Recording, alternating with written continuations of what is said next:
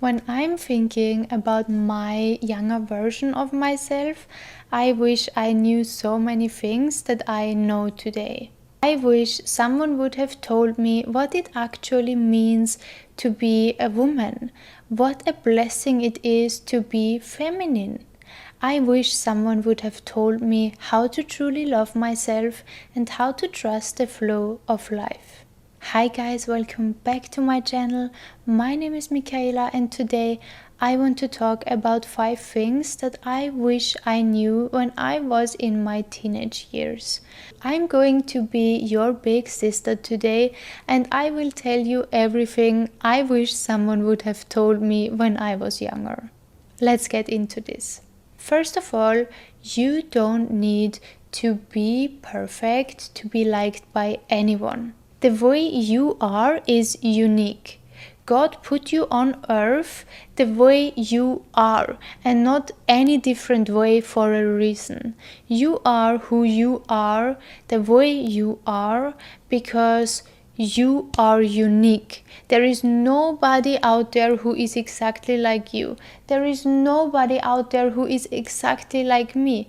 And guess what? That's for a reason. Now, when you are trying to be perfect, when you're trying to be like someone would like you to be, when you're trying to be like the people in your high school, when you're trying to be like any trend that is going on right now, you are neglecting yourself and you are saying you don't want the blessing that is on this earth put on you for you.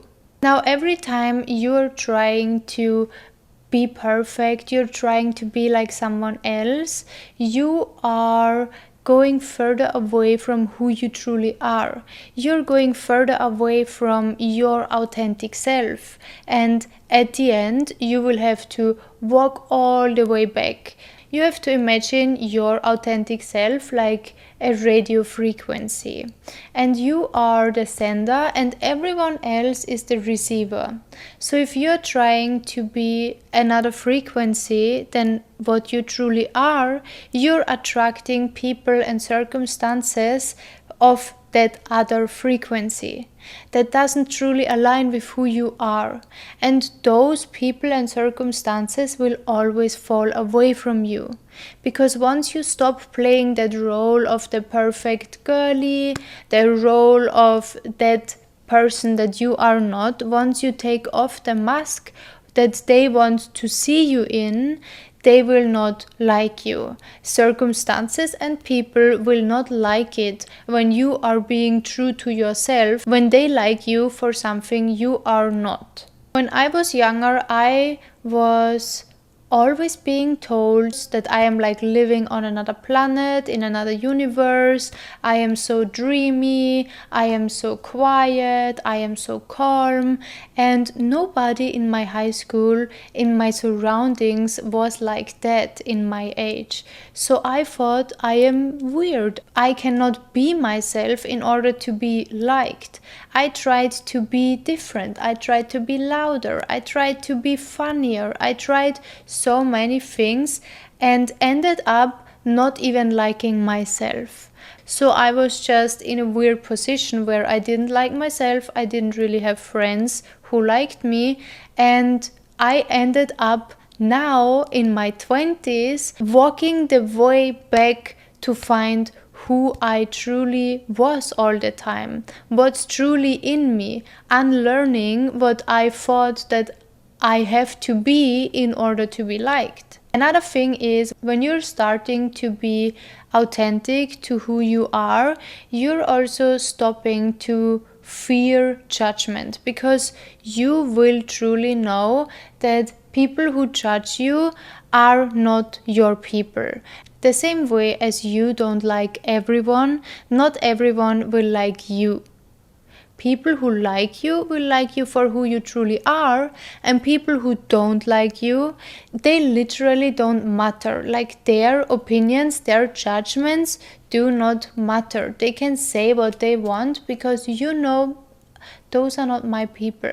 I don't need to be liked by everyone. I don't need to be perfect for everyone. I don't need to be perfect under any circumstances, because I am perfect the way I am, with my flaws, with my weirdness, with my awkwardness, with everything that I am perfect for me, and people will like me the way I am, or they simply don't. Another thing I wish someone would have told and explained me when I was younger was that when you are not being yourself, when you're not being authentic to who you are, you're attracting situations in your life that are not good for you. Because you are doing something that is not good to you, you will attract people and circumstances that are not good to you. And it's never good when you're neglecting yourself, when you are saying no to yourself, when you are feeling like you are wrong, you are not okay the way you are, you cannot be loved the way you are. All of those beliefs in your mind will create more circumstances in your life that will reaffirm those beliefs. And you don't want to have those beliefs reaffirmed. What you really want is to be liked, to be loved, to get confirmation that you are okay the way you are, that you are lovable the way you are. But you can only get that when you truly know who you are and when you truly express who you are. The next thing is trust your gut. Even when it makes absolutely no sense, no logical sense, trust your gut, baby girl. Your gut is your holy grail, and your gut is telling you everything you need to know. You don't need to know what your mind is saying. You don't need to know all the logical explanations why someone should be good. You need to listen to your gut and never trust words. When people want something from you, they will tell you whatever you want to hear, and they will convince your mind that your gut feeling is wrong. But your gut observes all the actions that you don't see. Your gut observes all the energy, everything behind those words that someone is trying to convince you of.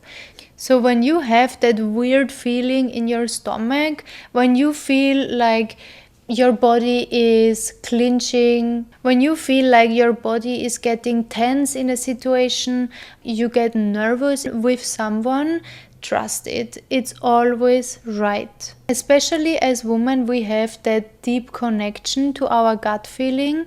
But in our young age already, we are being manipulated from so many people around us, sometimes from parents, from teachers, from authorities, and we are being told not to listen to our gut feeling because it makes no logical sense, right?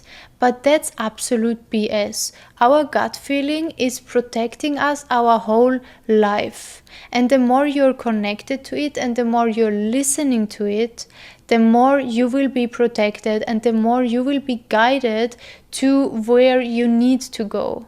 Your gut feeling is your intuition, and your intuition is everything. And when you're wondering now, yeah, okay, but what is my intuition? Your intuition is the very first feeling you have before your head starts to talk. And most of the time, your intuition, your gut feeling is the exact opposite than what your mind is trying to convince you of.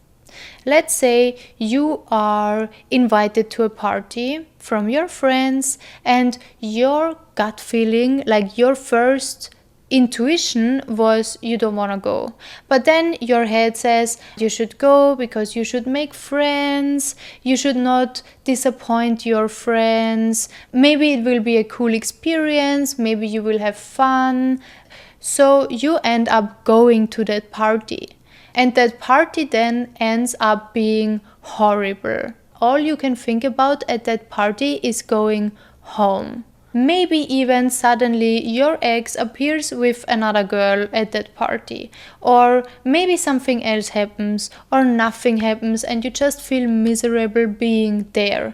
That was your gut feeling trying to protect you from going somewhere you actually should not be at. Also, when you meet new people or you date someone you don't know, trust your gut feeling. Baby girl, trust that very first feeling, even though maybe your brain, your mind says, but he's cute, his words are so nice, everything he says is so cute, he wants to take care of me. Stop it.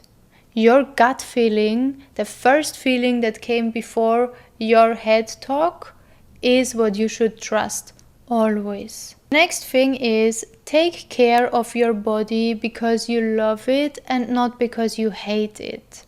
So long I hated my body and I was going to work out every single day for 3 or 4 hours because I hated my body. I didn't want to be in my body and I tried to lose weight, I tried to be more skinny, I tried to lose fat, I tried to be more shredded, whatever it was. I hated my body and I did everything possible to work against my body. What you're ending up doing with that is that you are actually ruining your beauty. Even though I might achieved to be skinny, I was looking so, I don't want to say I was ugly, but I was ugly from the inside. I was truly unhappy and I hated myself so much that it showed on my face, it showed on my whole energy, it showed on me. And even after when I gained weight, I still was looking so bad because I still hated myself. You need to do everything possible to learn to love yourself. Do everything possible to nurture that love to yourself. How you can do that is by feeling into your body what you need. Now, for example, I'm going to the gym maybe twice a month, but when I'm going, I go because I really need it. I need to move my body. I enjoy it then so much to move my body. I am not overeating. I am not throwing up. I am truly listening to what my body needs and I am nurturing myself, my body, my soul in every way possible. I am taking care of my skin, not because I hate my skin, because I love it. I'm grateful for my skin to be the biggest organ on my body and nurturing me and being protective of me. I am taking care of my hair now, not because I hate my hair, because I love it. I had always bleached my hair because I hated it. I hated my hair, my natural hair color, so I bleached and bleached and bleached. And what are you doing with bleaching your hair? You are literally burning your hair from the inside. Now I'm trying to grow out my hair, my natural hair color, and even though I feel like it looks a bit off because my natural hair color is more of a cooler tone and that color I have here now is more of a warmer tone, I am fine with it. I do that because I love my hair. I take care of my hair like it's my baby. I oil them twice a week. I brush them every morning. I don't overheat them because I love them. Another thing is food. I am eating because I want to nurture my body and I love my body. I am not eating because I hate my body. I am not restricting myself because I hate my body. No, I am doing everything possible to nurture my body and myself. And you should really focus on that too. You should focus on nurturing yourself and your body at every minute possible in your life. Whatever you are doing, do it because you love yourself. When you're studying for school, do it because you love yourself and you know what you want to do with that. When you finish your high school, maybe you want to do university, maybe you want to do something else, but everything you do has to come from a place of love, from a place of nurture instead of hate. The next thing I wish someone would have told me earlier is that it's completely okay to outgrow people, places, circumstances, and even parts of yourself. As human beings, we are ever changing, we are ever growing, we are never constant. And when you are ever changing, ever growing, of course, your desires change, your circumstances change, your people around you change. And you holding on to those people, to circumstances that don't serve you anymore, it's like saying that you don't want change, and saying no to change is also saying no to life. When you are changing your opinions, when you are changing your hobbies, when you're changing your mindset, of course your circumstances will change. Of course the people around you have to change. When I was in high school, I had only one friend. She was my best friend. She was my bestie. And when we were about to turn 16, we wanted to change our high school, and she wanted to do something in tourism. I wanted to do something in fashion. Because she was more strong within herself, her personality was more strong, I said, it doesn't matter, anyways, I don't like fashion, I will come with you there. So we had this pact, we agreed that we are going together to that high school of tourism, even though I hated cooking, I hated tourism, I hated to travel, I hated everything on that idea. I decided to do it because I didn't know I can just outgrow her as my best friend. Ultimately, I ended up being in that school, and she stopped going to that high school. She changed her mind, and I was stuck for another 5 years without that best friend I had, and without doing something I truly liked. And believe me, those 5 years were horrible for me. I felt miserable. I hated learning about topics that simply did not feel aligned to me. Even though now I'm super grateful that everything happened the way it has, at the end, where I am today is exactly because of all those decisions I took earlier, all those circumstances in my life, all those things that happened in my life earlier. But still, I wish I knew and I chose differently. I would have saved myself so much suffering. I would have saved myself so much time that I wasted on feeling super miserable. The last thing I wish someone would have told me when I was younger is that my softness is not a weakness. Your softness as a woman is not a weakness. If you are being emotional, if you are being sensitive, you are not being too much. Whatever you think is your weakness are not your weaknesses. As I told you before, I was always being told that I was being too calm, too quiet, and I thought something is wrong with me. Just now I got to understand that my weakness is actually my biggest strength, is actually my biggest blessing and my biggest asset that I can give to this world. Most of the time, our biggest weakness is actually our biggest strength. So many people are attracted to me, are attracted to my content because of my calmness, because of that calm aura and presence that I can give to this world. So I want you to always think about that. Always think about your softness. Being emotional, you being sensitive is not a weakness. It's not a curse. It's your biggest blessing. Anyways, guys, I have so much more to talk about, but my phone is shutting down. I have only 1% battery left. So thank you so much for watching. I hope this could help. I hope something from this resonated with you, and I see you in my next video. Bye bye.